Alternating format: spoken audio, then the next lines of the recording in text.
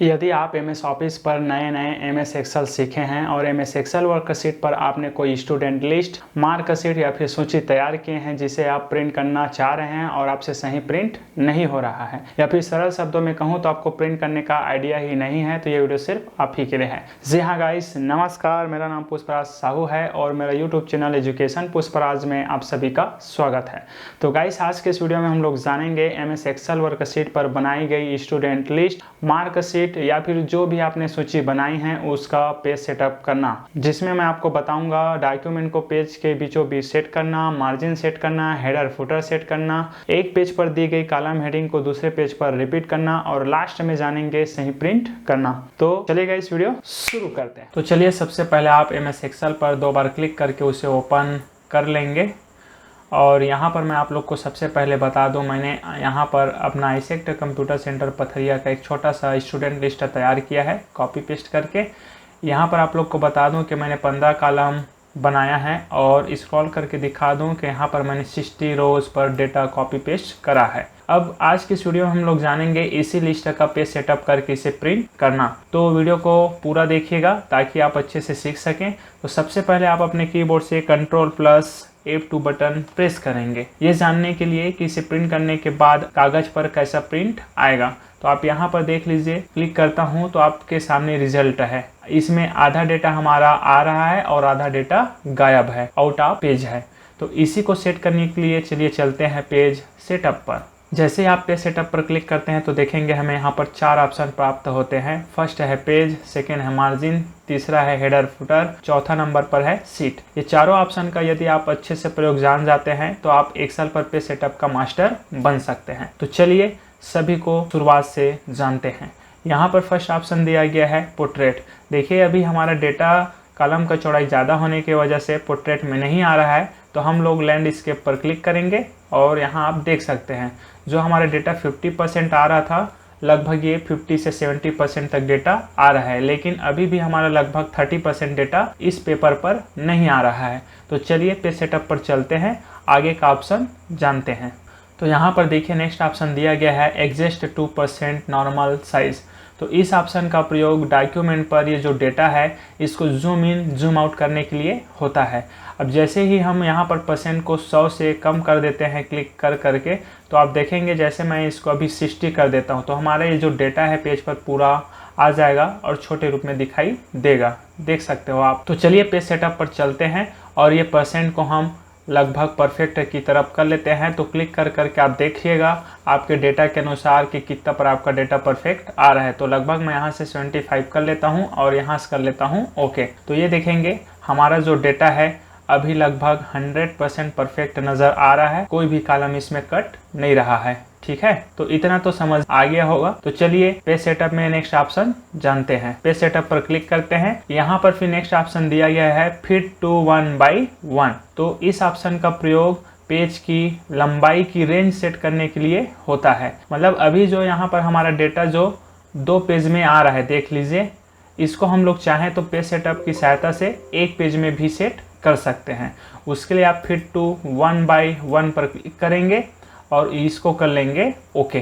तो ये देखेंगे जो हमारा डेटा 2 पेज पर आ रहा था वो अब 1 पेज पर आ रहा है, भले आपका काम का ना हो। इसका प्रयोग इस कंडीशन पर करिएगा जब आपका एक पेज में डेटा नहीं आ रहा हो, 1-2 लाइन जो है दूसरे पेज पर जा रहा हो, तो ऐसे कंडीशन पर आप फिट टू 1/1 का प्रयोग कर सकते हैं।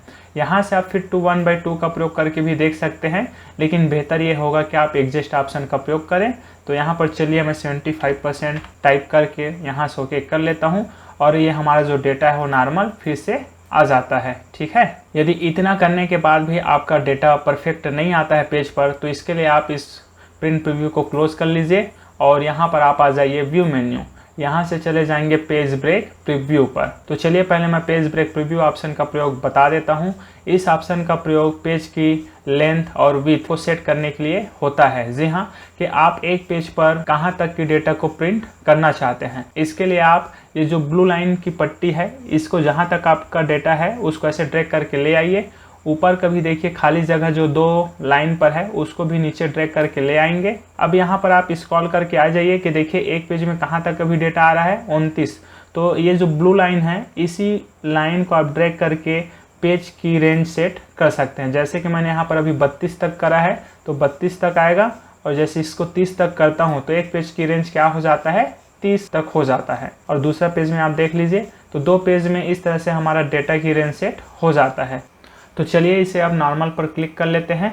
अब हम एक बार फिर से Ctrl+F2 बटन दबा के चेक कर लेते हैं कि हमारा जो डेटा है वो सही प्रिंट प्रीव्यू में आ रहा है कि नहीं आ रहा है। तो आप देख सकते हैं एक पेज पर आया है 30 तक, और नेक्स्ट पेज पर जैसे क्लिक करते हैं तो दूसरा पेज पर 60 तक आ जा रहा है।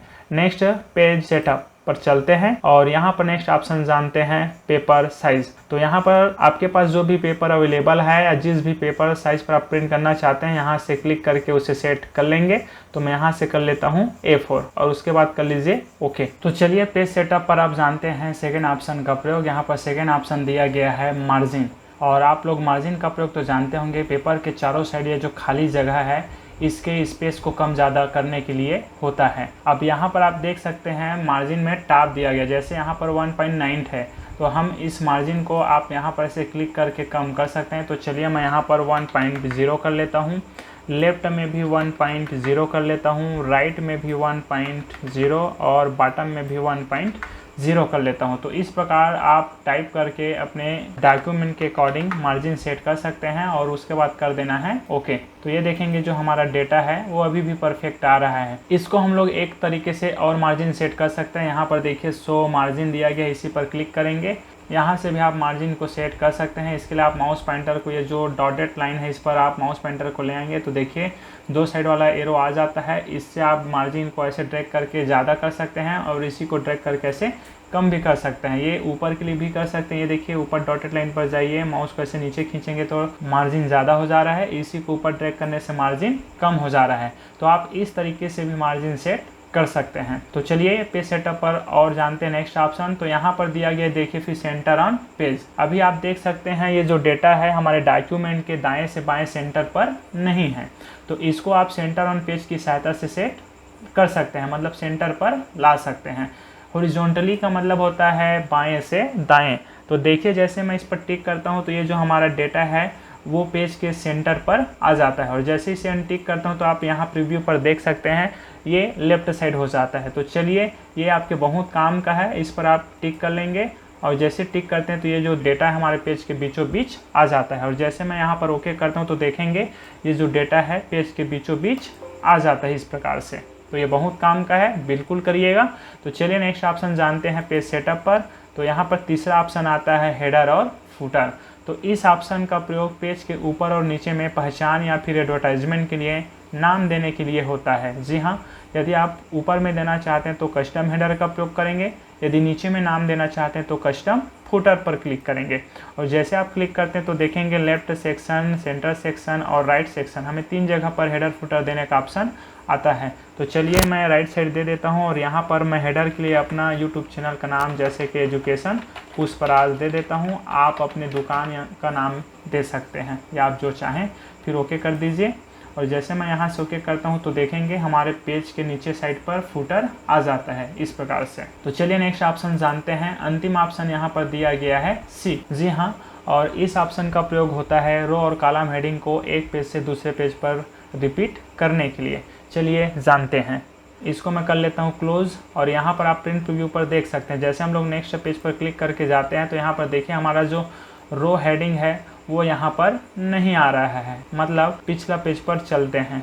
अब यहाँ पर देखिए जो हमारा student name, father name, mother name, course, ये सब जो कॉलम हेडिंग है वो नेक्स्ट पेज पर यहाँ पर नहीं आ रहा है। तो उसी को कॉपी करने के लिए या देने के लिए हम लोग किसका प्रयोग करते हैं, शीट का प्रयोग करते हैं। तो चलिए इसको हम लोग एक और तरीके से दे सकते हैं। पहले यहाँ पर जो हेडिंग्स और ग्रिड लाइन्स हट गया उसको क्लिक करके ले आता हूँ। चलिए जानते हैं। तो इसके लिए आप आ जाएंगे अपने पेज लेआउट टैब पर, उसके बाद आप चले जाएंगे प्रिंट टाइटल्स पर। और जैसे आप प्रिंट टाइटल्स पर चलते हैं तो ये देखेंगे यहाँ पर ऑप्शन आता है पेज सेटअप का ही, ठीक है, चौथा ऑप्शन ही है। तो यहाँ पर रो टू रिपीटेड टॉप लिखा है, इसी के आगे टेक्स्ट बॉक्स पर क्लिक करेंगे। अब यहाँ पर ध्यान दीजिएगा कि जिस कॉलम हेडिंग लाइन को आप दूसरे पेज पर रिपीट करना चाहते हैं कि आपको जितना भी पेज है, दूसरा, तीसरा, चौथा, उस पर देना चाहते हैं, तो उस कॉलम हेडिंग के रो हेडिंग पर आप क्लिक करेंगे। जैसे ये देखिए मेरा जो कॉलम हेडिंग है वो 5वां लाइन पर है, तो यहाँ पर मैं 5 नंबर पर क्लिक करूँगा। यदि आपका 7 पर है तो 7 पर क्लिक करेंगे, 11 पर है तो 11 पर क्लिक करेंगे। ठीक है, तो मैंने 5 पर क्लिक करा, उसके बाद कर देना है ओके। अब जैसे हम ये ओके करते हैं, फिर उसके बाद Ctrl+F2 करते हैं, तो आप इसका चमत्कारी रिजल्ट देखेंगे। तो चलिए नेक्स्ट पेज पर जैसे क्लिक करते हैं, ये देखेंगे हमारा जो कॉलम हेडिंग है वो दूसरे पेज पर भी रिपीट हो चुका है। तो इस तरह हमारा पेज सेटअप कंप्लीट हो चुका है। उम्मीद करता हूँ आप भी पेज सेटअप कंप्लीट कर लिए होंगे। तो चलिए यहाँ से मैं प्रिंटर का स्विच ऑन कर लेता हूँ और यहाँ पर आप देख सकते हैं मेरे पास कैनन का पिज़्मा 2010 प्रिंटर है और इस प्रिंटर के डेटा केबल को मैं अपने कंप्यूटर से कनेक्ट कर लेता हूँ। तो चलिए अपने प्रिंटर को अपने कंप्यूटर से कनेक्ट कर लेने के बाद इसको प्रिंट करने के लिए Ctrl+P बटन प्रेस करेंगे। अब यहाँ पर देखिए फर्स्ट ऑप्शन आता है प्रिंटर नेम, यहाँ पर आप क्लिक करेंगे और उस नाम पर क्लिक करेंगे जो प्रिंटर अभी आपके कंप्यूटर से कनेक्ट है। तो मेरे पास अभी फ़िलहाल कैनन G2010 प्रिंटर कनेक्ट है, तो मैं इस पर क्लिक करूँगा। उसके बाद देखिए आता है ऑप्शन प्रिंट रेंज, तो आप कौन से पेज को प्रिंट करना चाहते हैं वो हमें यहाँ कंप्यूटर को बताना पड़ता है। यदि आप सभी पेज को प्रिंट करना चाहते हैं तो ऑल करेंगे और यहाँ पर आप पेज की संख्या इंटर करके बताना चाहते हैं तो यहाँ पर आप ऐसे 1 2 कर सकते हैं। ठीक है, मतलब पहला और दूसरा पेज को प्रिंट करने, इसलिए मैंने क्या लिखा 1/2। उसके बाद यहाँ पर नेक्स्ट आ जाते हैं नंबर ऑफ कॉपीज़, तो कितनी कॉपी करना चाहते हैं, एक एक कॉपी करना है तो एक एक कर लेंगे और दो दो कॉपी करना है तो आप यहाँ पर ऐसे 2 इंटर कर सकते हैं। तो फिलहाल मुझे एक एक कॉपी प्रिंट करने इसलिए मैं यहाँ पर 1 करता हूँ। उसके बाद मेरा इंकजेट प्रिंटर है, इसलिए यहाँ पर मैं कलर से संबंधित सेटिंग करने के लिए प्रॉपर्टीज़ में जा सकता हूँ। मुझे ब्लैक एंड वाइट में प्रिंटिंग करने इसलिए मैं ये ग्रे स्केल प्रिंटिंग पर टिक कर दूँगा। यदि आपका लेज़र जेट प्रिंटर होगा तो ये ऑप्शन नहीं आएगा। तो चलिए आप जैसा चाहें यहाँ से आप अपने सुविधा के अनुसार टिक अनटिक कर सकते हैं। फिलहाल मैं ब्लैक एंड वाइट के लिए यहाँ पर टिक कर दूंगा। उसके बाद मुझे यहाँ से कर लेना है ओके, और जैसे अब यहाँ पर मैं ओके करता हूँ तो आप देखेंगे प्रिंट होना स्टार्ट हो जाता है। तो देखिए यहाँ पर आप हमारा डेटा प्रिंट होना स्टार्ट हो चुका है।